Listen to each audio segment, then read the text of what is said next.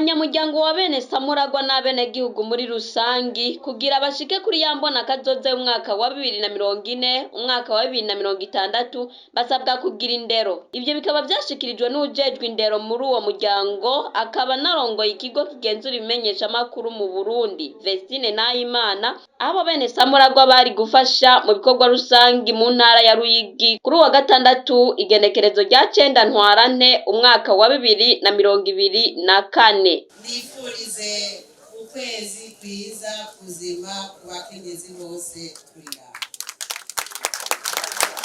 Ntangira ko nkeza cyane umuryango wa bene Samuragwa wo utigera ucika inkokora n'umunsi wa rimwe igihe cyose bariko bararondera kuca intege ahubwo ushuduza akariro ugashikora vyiza cyane gusumba.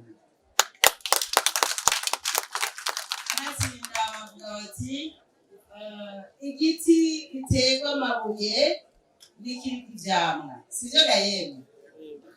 Umuryango wa bene Samuragwa rero benshi babona umuryango uri kw'ivyamwa vyinshi nkumbure kugagashari bagaca barondera kuwutera amabuye.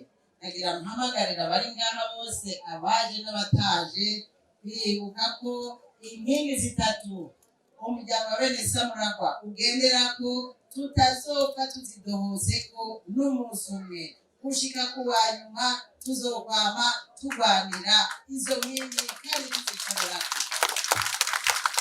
Uku rero mvuga ati nk'ujejwe discipline kugira ngo dushikire ihangiro twihaye barampaye ico gisata cyo gukoreranira hafi indero discipline mu bene Samuragwa, discipline mu bayoboke ba Samuragwa, discipline ku mbuga ngurukana bumenyi, discipline ku binyamakuru, discipline mu mbonesha kure. None rero nkagira nti niba twihaye ihangiro ryo gushigikira ibikorwa bya Samuragwa no guhonyora mu makanda yiwe ahaciye hose mu kumushigikiza ibikorwa na cyane mu kumushigikira kumufasha gushika kuri imbona kazoza yiwe y'ibihumbi 2040 ku Burundi bwigaburira n'ibihumbi 2060 ku Burundi bwishoboye uteye imbere,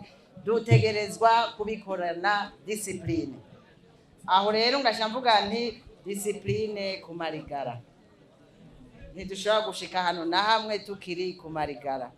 Discipline ku bagabo gukunda abagore banyu, discipline ku bakenyezi gusonera abagabo banyu, discipline kubigeme gukurira mu ndero nziza kavukire. Dusubire kubakosha nka kera, tubakoshe kandi tubatwikurure mu gitwikiriye sivyo gayemwe. Discipline mu kwiteganiriza kazoza. Tubamenyeshe ko uwo muryango wa bene Samuragwa ukorera ku mbuga ngurukana bumenyi kandi ko ugendeye intara ya 16. Radio Television RTBB